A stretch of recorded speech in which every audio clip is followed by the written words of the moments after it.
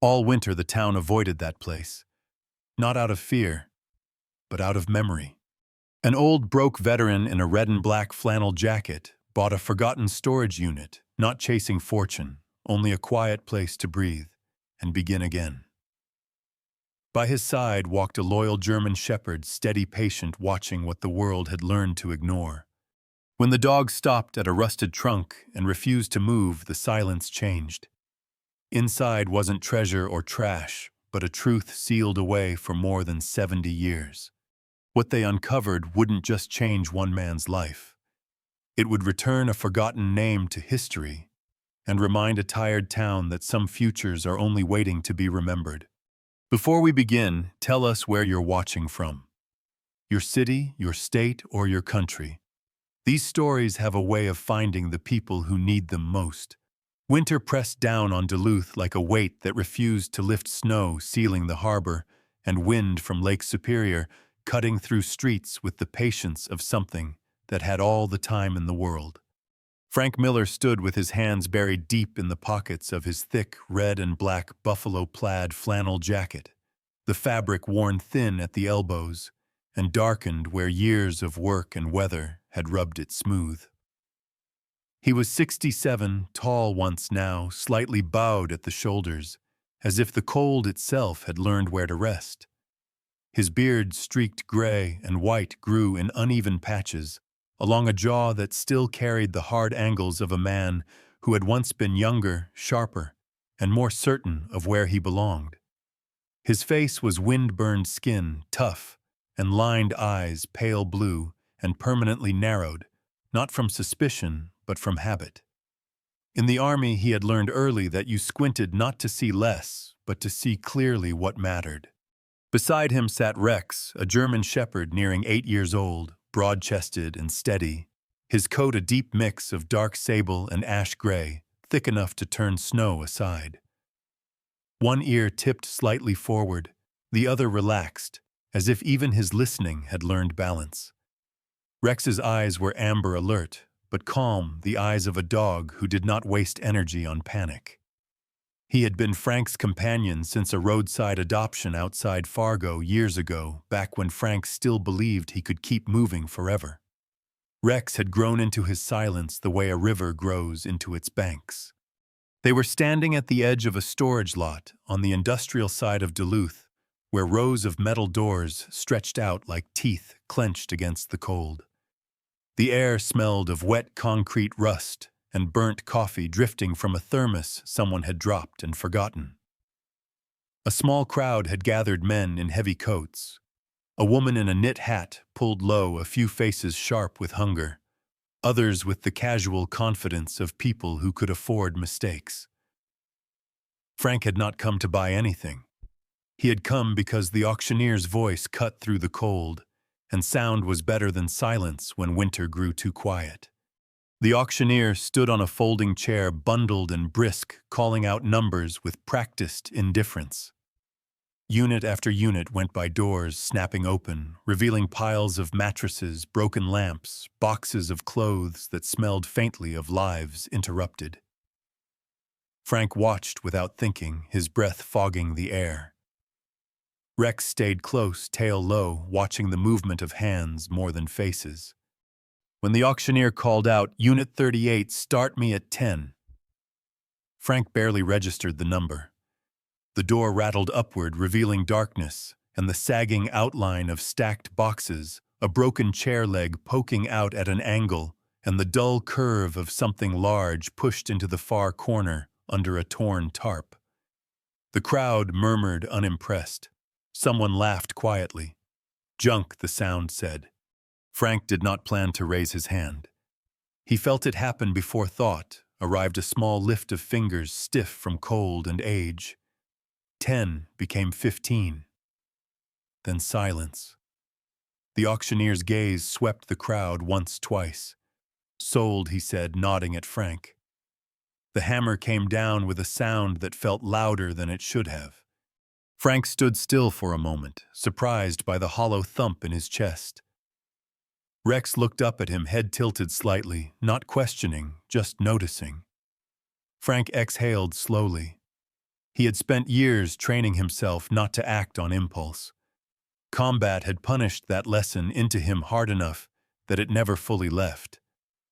But something about this winter, about being cold, for reasons that had nothing to do with weather, had worn that discipline thin. The storage manager, a man named Carl, whose jacket strained at the zipper, and whose cheeks stayed permanently red from cold, and drink handed Frank the paperwork. Carl was in his 50s, thick-necked with thinning hair pressed flat beneath a baseball cap that advertised a long-closed bait shop. His eyes flicked briefly to Rex, then back to Frank. "You sure you want this one?" he asked, not unkindly. "Looks rough." Frank nodded once. He had nodded like that in other places other years when men asked similar questions. Carl shrugged and took the cash without comment. Money was money, and Winter didn't care where it came from. Cutting the lock took longer than it should have. The bolt resisted metal, shrieking briefly before giving way with a dull snap. When Frank rolled the door up, the smell hit first old paper mildew, a faint metallic tang that made the back of his throat tighten. Rex stepped forward, sniffed, then paused, posture shifting from casual to intent. His hackles did not rise. Instead, his body grew still in a way Frank recognized. This was not fear. This was attention. Inside the unit was dim light from the overcast sky, barely reaching the back. Boxes leaned against one another like tired men. A cracked mirror lay face down, its frame warped. And in the far corner sat a wooden trunk darker than everything else, its edges reinforced with tarnished brass, its surface scarred by age but not neglect. Someone had cared for it once. That much was clear. Frank stepped inside, boots crunching softly on grit. The cold followed him in as if curious.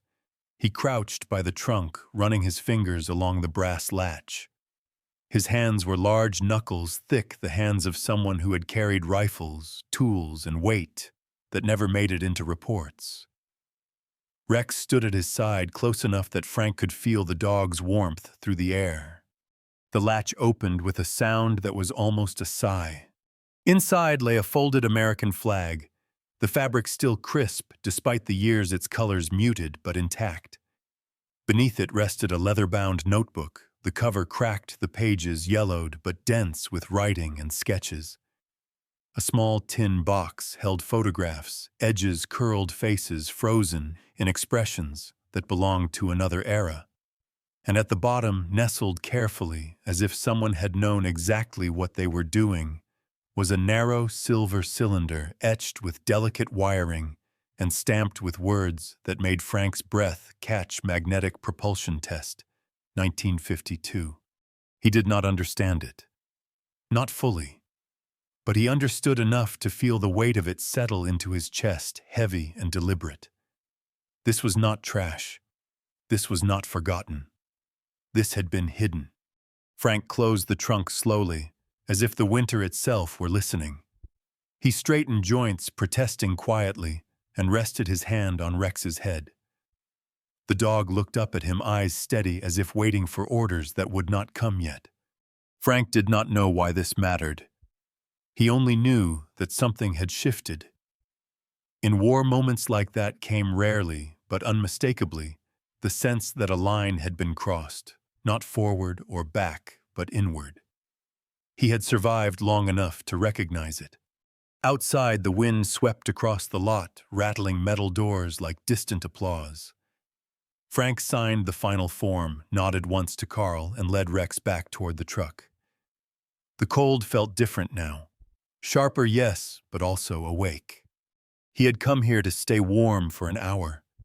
He left carrying something that did not belong to him alone.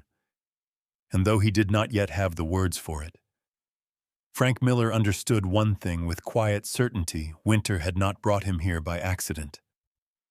The metal door was already open, but it felt as though something else had been unsealed, something older than rust or neglect, something that had been waiting patiently for a pair of steady hands. Frank Miller did not open the trunk again right away. He stood there instead, breath slow, listening to the wind scrape along the outer walls of the storage unit, listening to the faint hum of distant traffic muffled by snow. Years ago, during his second winter overseas, he had learned the value of delay. Rushing was how men missed details. Pausing was how they survived. Rex remained close, his body angled toward the trunk tail, still ears forward. The dog's focus was absolute, not excited, not fearful, only certain. That certainty unsettled Frank more than panic ever could. When Frank finally knelt and lifted the lid again, he did it carefully, as if the contents might react to sudden movement. The folded American flag lay exactly where it had been, edges crisp, the blue field facing upward. He recognized the precision immediately. Flags were folded by people who respected process, by people who understood endings. His fingers brushed the cloth briefly, not out of patriotism, but recognition. He had folded one like this once years ago under a gray sky, hands shaking, despite his effort to stay composed. He did not linger. The leather notebook came next. It was heavier than it looked, dense with purpose. Frank opened it to the middle this time, where the handwriting grew tighter, more urgent. The letters slanted slightly to the right, consistent, disciplined, the hand of a man who believed clarity was a form of morality. Sketches filled the margins, rail segments, cross-sections, equations, boxed and underlined. Frank was not an engineer, but machinery had been part of his life long enough for him to recognize obsession when he saw it. This was not a hobbyist's dream. This was work done under pressure. Rex lowered himself beside Frank, one foreleg stretched forward, chin hovering just above the concrete. His breath was slow and even. The dog's age showed most clearly when he rested slight stiffness in the joints. A deliberate carefulness, but when alert he looked unchanged, a living line drawn between strength and restraint. At the bottom of the trunk lay the metal cylinder. Frank lifted it with both hands. It was cool, heavier than expected, its surface etched with fine wiring that caught the weak light and reflected it in thin, deliberate lines. The stamped words, "Magnetic Propulsion Test, 1952, felt impossibly calm for something that carried so much implication.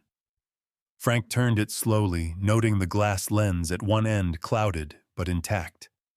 He felt a familiar tightening in his chest, the same sensation he used to get when an unfamiliar device appeared where it shouldn't. Curiosity sharpened by caution. Frank repacked the trunk carefully, not out of fear of damage, but respect for sequence. When he closed the lid, the unit seemed quieter, as if the objects inside had accepted being seen.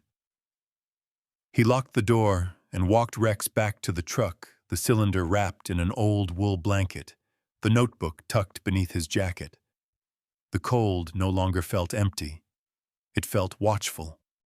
That night they parked near the edge of the harbor, where abandoned grain elevators loomed like concrete ghosts against the dark. Frank cooked canned stew on a small propane burner, steam fogging the truck windows. Rex ate quietly, tail thumping once against the metal floor before settling. Frank read the notebook by flashlight long after the harbor lights dimmed. The entries spoke of a man named Harold Denton, an engineer working for Midwestern Rail, writing with the confidence of someone who believed he was building not just a machine but a future correction. Toward the end, the tone shifted. Mentions of oversight, concerns, orders to halt testing. One line appeared twice, underlined both times. They want it buried. Morning came pale and thin. Frank drove to the Duluth Public Library, a brick building that carried its age with dignity. Inside, the air smelled of paper and heat. Behind the main desk sat Sarah Collins, a woman in her late 50s with steel-gray hair cut just below the jaw and glasses suspended on a thin chain. She was tall and spare, her posture straight without stiffness, skin pale and lined by years of attentive listening, rather than worry. Her eyes, a soft hazel, sharpened slightly when Frank mentioned Harold Denton's name. Sarah had worked the reference desk for over 30 years.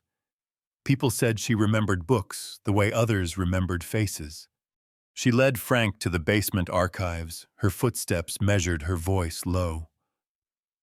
"Not many ask about the rail yards anymore," she said. "Most people want genealogy, names, proof they existed." She paused, glancing at Rex with mild approval. "Dogs understand memory better than we do." The file they found was thin. A single newspaper clipping from 1952, yellowed and brittle. "Local engineer missing after factory fire." Harold Denton, age 38, presumed dead. No family listed. A small photograph showed a man with dark hair, neatly parted, a narrow face, eyes intent even in stillness. Frank stared at it longer than necessary. The resemblance struck him unexpectedly, not physical, but temperamental, the same refusal to look away. On the way out, Sarah hesitated. "If you're digging," she said carefully, "be ready for what comes up. Buried things usually are." Frank nodded. He had known that long before she said it. That afternoon at a gas station on the west side of town, an older man approached the truck. His name was Ellis Moore, the local mail carrier, thin as a rail himself, shoulders hunched inside a patched jacket that had seen better winters. His beard was white and trimmed short, his eyes sharp and restless. "You bought that locker," Ellis said, not asking. "Belonged to Denton's grandson. Folks said the old man built something the government didn't like." He leaned closer, voice dropping. "Depot's still standing. West of town. Boards are loose." Curiosity settled into Frank's gut, not sharp, not reckless. Clean. They found the depot just before dusk, crouched behind weeds and silence. Inside, beneath a tarp, stiff with age, waited a half-size locomotive, rusted but intact. The stencil NPR1 clung faintly to its side. Frank climbed into the cab, heart steady. There in the control panel was a socket shaped exactly like the cylinder in his pocket. He did not power it fully. Just enough to feel the vibration underfoot, to see the amber lights flicker awake. Rex stood rigid, ears forward, breath held. Frank shut it down almost immediately. The hum faded, but it lingered in his bones. They left as the sky darkened, carrying the weight of what they had not yet chosen to do. Frank knew only this: whatever lay ahead would require patience, protection, and truth. Winter had given him the first test. He had passed by, not breaking anything open too fast. The station stood at the edge of Duluth, like a sentence no one had finished, its roof sagging under decades of snow and silence, its windows darkened by grime and memory. Frank Miller approached it slowly, boots crunching through packed snow, his breath steady despite the cold, biting through the layers of his red and black flannel jacket. The building had once been painted a hopeful yellow, but now it had faded to a dull, exhausted gray, boards warped and split, where wind and water had found their way in. The sign above the entrance hung crooked, one rusted chain still holding the other long surrendered to gravity. Frank paused there, hand resting lightly on Rex's collar, and listened. The station made no sound. That alone felt wrong. Rex moved first, nose low, tracing invisible lines across the snow-dusted floor just inside the doorway. He was cautious now, not fearful. His movements, deliberate, muscles engaged beneath his thick sable and gray coat. At nearly 8 years old, Rex had slowed in obvious ways, but moments like this revealed the dog he had always been: alert, intelligent, guided by instinct, sharpened through shared survival. His tail lifted slightly, not wagging, just signaling awareness. Inside, the air smelled of oil long evaporated and wood that had forgotten warmth. A single rail segment cut through the cracked concrete floor, disappearing beneath a torn canvas tarp that sagged like a tired lung. Frank's chest tightened at the sight. He had seen equipment left behind before vehicles abandoned, when wars moved on without them. There was a particular sadness to machines designed for purpose, but denied it. Frank crouched and pulled the tarp back with careful hands.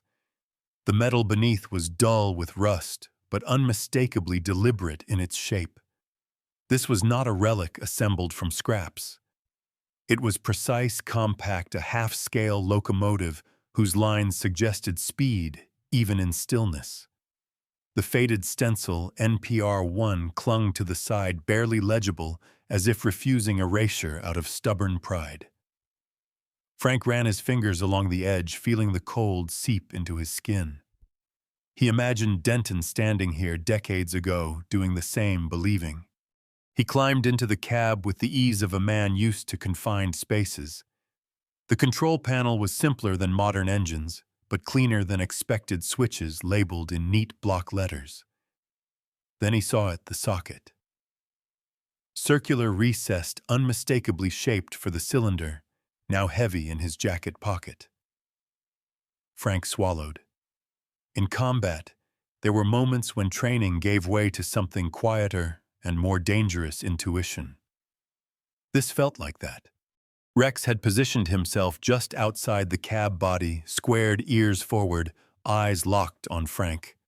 The dog did not bark. He did not whine. He waited. Frank pulled the cylinder free and slid it into place. It fit with a precision that stole his breath. A click followed, soft but definitive. For a heartbeat, nothing happened. Then the air itself seemed to thicken. A low hum vibrated through the floor, subtle but undeniable, traveling up Frank's boots and into his legs like a distant memory returning. Amber lights flickered across the panel, hesitant at first, then steady. The rail beneath the engine trembled once, then held. Frank's heart pounded, not fast but heavy, each beat measured. He felt the familiar edge of fear sharpen into focus. This was not panic. This was consequence. He shut the system down immediately. The hum faded, but it did not vanish entirely. It lingered, an aftertaste of possibility. They did not stay long. Frank covered the engine again, smoothing the tarp as if tucking something in. Outside, dusk had crept in unnoticed, the sky bruised purple and gray. As they walked back to the truck, Frank felt eyes on his back, not literal ones, but the weight of attention newly awakened. That weight followed him into the following days. He returned to the library, not to search records this time, but to sit and think. Sarah Collins noticed immediately. She was shelving returns when she saw him, her long fingers pausing mid-motion. "You found it," she said quietly. It was not a question. Frank nodded. Sarah's expression tightened, not fear, but concern shaped by experience. "Be careful," she added. "Things like that don't stay quiet." At the gas station, Ellis Moore lingered longer than usual, leaning against his mail truck. "Word moves fast in small towns," he said, scratching his beard, "especially when it's something folks half remember but never talk about." His eyes flicked toward Rex, then back to Frank. "You wake old stories, they wake people." It was later that week when Frank noticed the man in the dark coat. He was standing across the street from the station, tall and angular posture, too straight for comfort. His hair was dark, neatly trimmed. His face narrow, clean-shaven eyes hidden behind tinted glasses despite the overcast sky. He pretended to study his phone, but Frank recognized the stillness of someone observing, cataloging. The man did not approach. He did not speak. After several minutes, he turned and walked away, steps unhurried. That night, Frank slept lightly in the truck, Rex's body pressed warm against his leg. Dreams came, fractured rails stretching into darkness, lights blinking without sound, a hand steadying his shoulder just before impact. He woke before dawn, heart steady, but mind alert. War had taught him many things, but the most enduring lesson Was this when something valuable surfaces, someone always wants control of it? Frank made a decision that morning. He drove back to the station, not to activate the engine, but to prepare. He checked locks, reinforced boards, cleared debris. The work grounded him. Rex patrolled quietly, sniffing corners, marking boundaries. Frank spoke aloud occasionally, not to the dog, but to himself, reminding his thoughts where they belonged. He did not yet call the historical society. He did not involve authorities. He understood systems well enough to know that premature attention could crush what it claimed to protect. Instead, he waited, gathering information, measuring risk. He reread Denton's notebook, noticing details he had missed, the careful notation of dates, the emphasis on safety margins, the repeated insistence that the machine be tested slowly, ethically. Denton had known what he was building and what it might provoke. On the final page, Frank noticed a faint imprint beneath the ink, as if another page had once rested there, absorbing pressure. A ghost of writing, unreadable but present. Frank traced it with his thumb, feeling a strange sense of kinship. He too knew what it was to leave marks behind, without knowing who might one day find them. By the time snow began falling again, thick and quiet, Frank had accepted a truth he could no longer avoid. The machine was not simply a discovery. It was a responsibility. And responsibility, he knew, had a way of testing the parts of a man he thought long settled. Rex lifted his head, ears pricked, as a distant engine sound echoed faintly through the night. Frank rested his hand on the dog's neck, feeling the steady pulse beneath fur and skin. "Easy," he murmured, though he was not sure who he was calming. The machine slept again beneath its tarp, but Frank understood now that sleep was not absence. It was waiting. And so was whatever came next. Frank Miller walked into the St. Louis County Historical Society carrying the weight of something he could no longer hold. Alone, his red and black flannel jacket still dusted with snow. Rex padding quietly at his side as if he understood the gravity of crossing this particular threshold. The building stood on a modest rise above downtown Duluth, a former courthouse repurposed into something gentler, its stone facade softened by time rather than diminished by it. Inside, the air was warm and smelled faintly of old paper and lemon polish.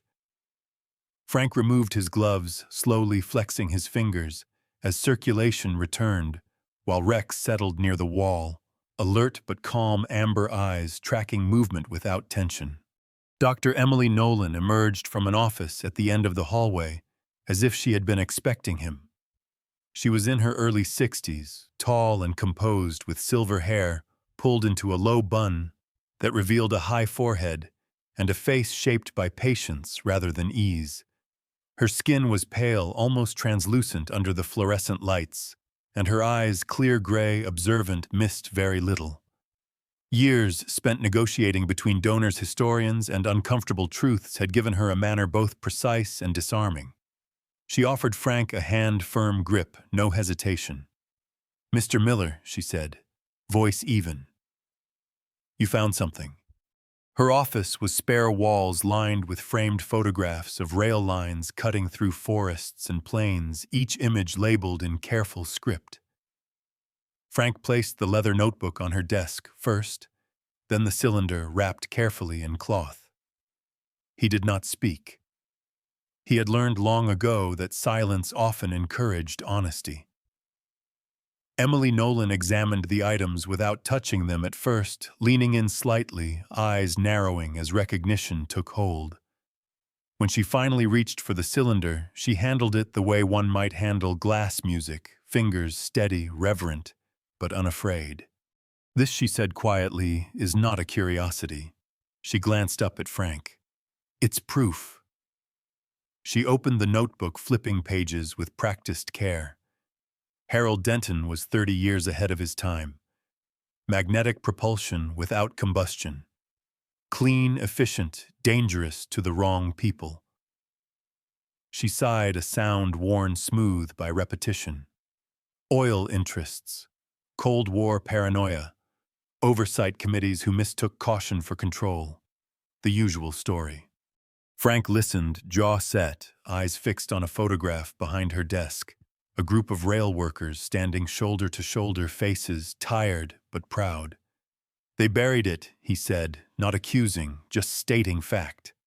They buried him, Emily replied. And anyone who stood close enough to keep the truth warm. It was during the cross-referencing that the second truth surfaced. Emily moved methodically through records, her long fingers gliding across file tabs, pulling documents that hadn't seen light in decades. Payroll sheets, maintenance logs, a single personnel record from the rail yard dated 1951. She stopped abruptly, posture stiffening. This name, she said, sliding the paper across the desk. Margaret Holt. Frank's breath caught. His grandmother's maiden name. A woman his family rarely mentioned, spoken of only in fragments, worked nights, kept to herself, died before he was old enough to ask real questions. Emily studied him carefully now. She was a machinist's assistant, she continued. Unofficial, unpaid overtime logged under maintenance. She signed off on Denton's late tests. Frank felt something shift deep and unsettling. She knew, he said. She helped Emily correct it gently. And after Denton disappeared, she stayed. Maintained equipment that no one officially acknowledged. She kept records. She protected this. Emily tapped the notebook softly. She likely paid for it in ways history never recorded. Frank leaned back the chair, creaking under his weight. He thought of his grandmother's hands, strong, always busy, never idle. Thought of the way she had watched him once as a boy, trying to fix a broken radio, saying nothing, only nodding, when he finally got it working. Pride without announcement. That had been her way. Word spread faster than Frank expected. A private collector called the Historical Society, within days his voice smooth, his offer generous enough to make silence tempting. Emily relayed the message without embellishment, her expression neutral. 7 figures, she said. Anonymous buyer. No public display. Frank shook his head once. No, he said. The word came easily, surprising him with its certainty. He had been poor most of his adult life, learned to live without excess. But this wasn't refusal born of pride. It was boundary. It doesn't belong to one man, he added. It belongs to what we forgot. Emily watched him for a long moment, then smiled, not politely, but with genuine respect. That's the right answer, she said, and the hardest one. They prepared documentation together. Photographs, copies of Denton's designs, statements verifying provenance. Frank insisted on his grandmother's name appearing alongside Denton's wherever possible. Emily agreed without hesitation. History is not complete without its caretakers, she said, and caretakers rarely ask for credit. The man in the dark coat appeared again that week, this time outside the Historical Society. Frank noticed him through the glass doors, posture unchanged, presence unmistakable. When their eyes met briefly, the man nodded once as if acknowledging a choice made. He did not approach. He did not need to. On the final afternoon, Emily invited Frank to stand beside her in the archive room as she placed the cylinder into a temporary protective case. Rex lay at Frank's feet, head resting on paws, eyes half closed but aware. The room hummed softly with climate control, the sound oddly similar to the machine's low vibration. Frank felt a strange calm settle over him, heavier than relief but cleaner than fear. You did the right thing, Emily said quietly. Frank nodded. My grandmother would have wanted it this way. Outside, snow fell steadily, thick and unhurried. Frank pulled his jacket tighter, Rex stepping close as they walked back to the truck. He did not feel lighter, but he felt aligned. The truth had been given back to where it belonged, and for the first time since finding the trunk, Frank understood that some burdens grew easier only when shared. The machine was no longer his secret, and that he realized was exactly the point. The final winter morning arrived without drama, the kind that came pale and steady, as if the world itself had decided not to interfere. Snow lay undisturbed around the old station, its edges softened by weeks of careful clearing. Inside, the air carried a faint smell of oil paper, and something else harder to name, anticipation, perhaps, or memory warming back into motion. Frank Miller stood near the rear of the platform, hands folded behind him, his red and black flannel jacket buttoned to the collar. The jacket looked almost ceremonial now, brushed clean sleeves neatly rolled. Time had not made Frank smaller. It had only taught him how to stand without asking permission. Rex sat at his side, posture, composed, tail curled loosely around his paws. At 8 years old, the German shepherd's muzzle had begun to gray, the amber in his eyes softened by age, but his presence remained solid grounding. He watched the room with quiet authority, as if this too was part of his duty. Dr. Emily Nolan stood near the control panel, clipboard tucked beneath one arm. In the clear morning light, the silver threads in her hair caught like frost. She moved with careful precision, every gesture deliberate. Years of fighting for lost truths had left her calm in moments that unsettled others. Around her gathered a small group of specialists, engineers, historians, safety inspectors, men and women in their 40s and 50s, coats, heavy expressions, restrained. One of them, Thomas Reed, a compact man with square shoulders and a neatly trimmed beard, adjusted his glasses repeatedly. A former rail engineer, Reed's skepticism had been forged decades earlier when a cost-cutting failure claimed 2 of his colleagues. He trusted data, not hope, and yet his eyes kept drifting toward the engine like a man watching a horizon he swore he didn't believe in. The locomotive rested beneath the light's tarp, removed metal cleaned, but not polished into dishonesty. The faded NPR1 stencil had been preserved intentionally, its scars left visible. Frank had insisted on that. It earned them, he had said simply. Emily glanced toward Frank. "We'll proceed slowly," she said, voice even. "Incremental power, no load." Frank nodded. He had no interest in spectacle. What mattered was truth, clean and verifiable. The room grew quiet as the switch engaged. At first nothing happened. Then the low hum returned, deeper now, steadier, vibrating through the soles of boots and into bone. Amber lights flickered, then held. The rail beneath the engine shimmered, not visibly moving, but alive with potential. Thomas Reed's jaw tightened. He leaned forward despite himself. The engine lifted. Not dramatically, not triumphantly. It rose the smallest distance, barely an inch, yet the effect was absolute. The space between metal and rail was unmistakable. No contact, no friction, just separation. A collective breath was drawn and held. Frank felt his throat tighten, not with awe but recognition. He had seen moments like this before, when everything hinged on restraint, not force. Rex stood, ears forward, body steady. Frank placed a hand on the dog's neck, fingers sinking into familiar warmth. He did not smile. He did not move closer.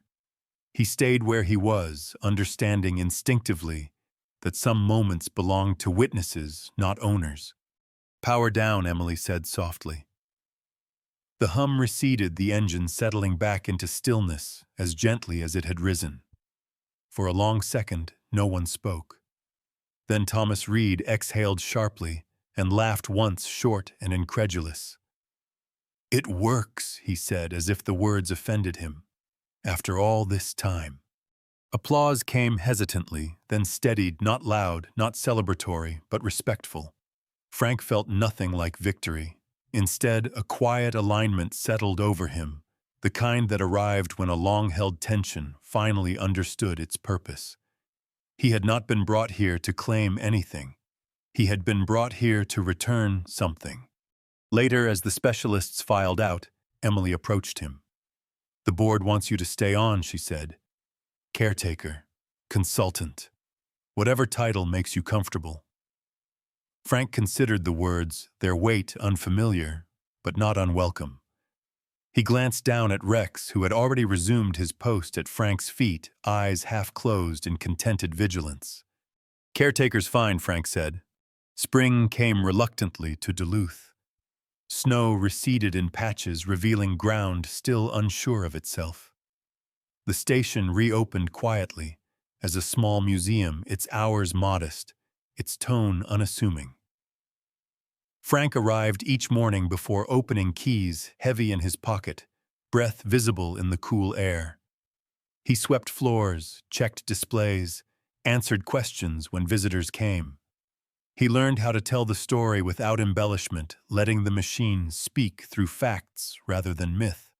Rex slept near the desk each afternoon, one ear always tilted toward the door. Children were drawn to him, their hands tentative at first, then confident when he leaned into their touch. Frank watched those moments with a softened gaze. Belonging, he realized, was not loud. It was repetitive. It showed up every day and asked only that you stay. One afternoon, Sarah Collins visited, scarf wrapped loosely around her neck, her gray hair catching the light through the station windows. She walked slowly, hands clasped behind her back, reading every plaque. When she reached Frank, she smiled. "You did it," she said. "You brought it home." Frank nodded. We all did. As winter finally loosened its grip, Frank found his days settling into rhythm. The truck stayed parked longer now. The station lights clicked off each evening at the same hour. Rex waited patiently for their walk along the harbor tail, swinging low and easy. Frank no longer felt the need to keep moving. He had arrived somewhere without traveling. One evening, as dusk folded into night, Frank stood alone in the station, the engine resting silent beneath its lights. He rested his hand briefly against the cool metal, not in ownership, but acknowledgement. "You're awake now," he murmured. "That's enough." Outside, the lake reflected the first hints of spring, dark water, carrying light without holding it. Rex nudged Frank's leg gently, reminding him of supper, of warmth, of the ordinary goodness waiting beyond the door. Frank turned off the lights, locked the station, and stepped into the evening. Some things were never lost, he understood at last. They were only waiting patiently for someone willing to listen. Sometimes what we call a miracle doesn't arrive with thunder or fire. Sometimes it comes quietly wrapped in rust and patience, waiting for the right hands and the right heart. In Frank's life, the machine was never the miracle. The miracle was timing. The miracle was truth surviving long enough to be found. And perhaps most of all, the miracle was that God still trusted an ordinary tired man to do the right thing when it finally mattered. Scripture reminds us that what is hidden will one day be revealed, not to shame us, but to restore what was forgotten. In our own lives, we may not uncover lost inventions or buried history, but each of us carries something unseen, a calling, a wound, a purpose we thought time had erased. If this story spoke to you, maybe it's because God is gently reminding you that nothing good is ever truly lost. Not your faith, not your kindness, not the prayers you whispered when no one was listening. Before you go, take a moment to share where you're watching from. Your city, your state, or your country. Leave a comment. Your words may be exactly what someone else needs to read today. If stories like this bring you peace, hope, or quiet strength, please consider sharing this video with someone you love and subscribing to the channel so we can continue walking these journeys together. And wherever you are tonight, may God bless you and your home. May He protect your family, steady your heart, and guide your steps even when the road feels long and uncertain. Amen.